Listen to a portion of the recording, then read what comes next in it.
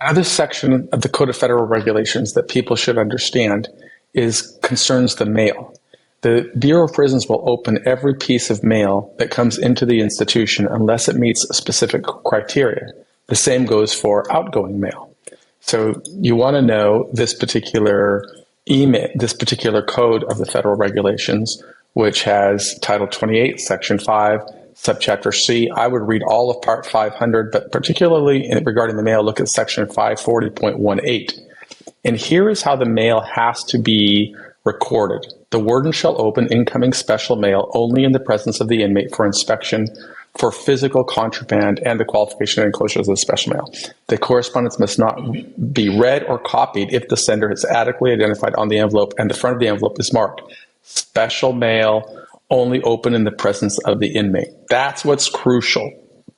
In the absence of either adequate identification or the special mail marking indicated in paragraph A of the subsection, staff may treat the mail general. So if an attorney is writing, they want to make sure they comply with special mail. And just because the Bureau of Prisons is the way it is, I would recommend some very special wording on that. So for example, that wording might be something along these lines. Let me just go to a doc here and write it. So anytime an attorney is going to send a mail or somebody is going to send a letter to an attorney, it should be marked this way: special mail from the attorney. Okay, it should say John Doe, attorney. Okay, licensed in California. Licensed in California. Just be as clear as you can. Bar number. And then dot.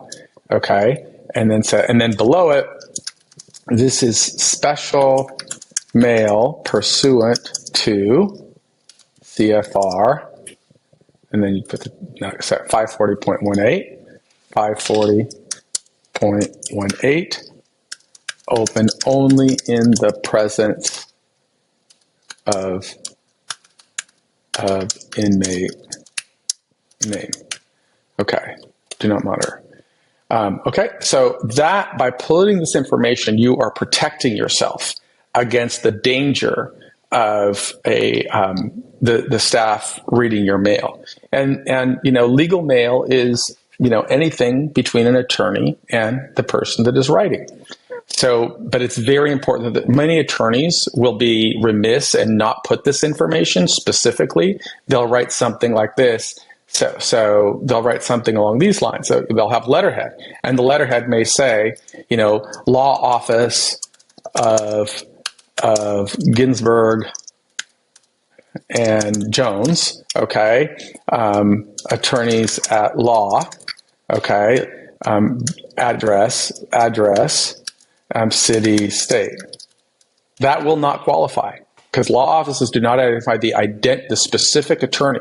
Another problem is it might say John Doe, Esquire. Okay, again, will not qualify. So, I'm just trying to point you out. If you want to succeed, if you want the result, make sure that you are following this path.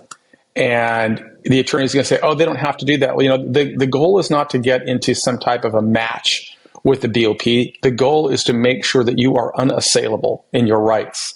And if you instruct your attorney to do this and specifically provide, I want my legal mail coming this way, I will be sending it to you this way, it is the way you avoid the complications that you could have with a less educated worker that will look for anything like that as a reason to open the mail. And I just think that's a super important detail, because it saved me many times.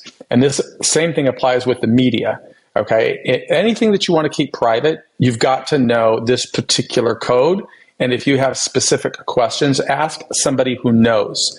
And remember, the goal is always to get the result that you want, understanding that there are many people that work in that bureaucracy who really just kind of try and get people in trouble. And further the mission of the Bureau of Prisons. Your objective is to succeed despite the Bureau of Prisons. At least that is the strategy that worked for me.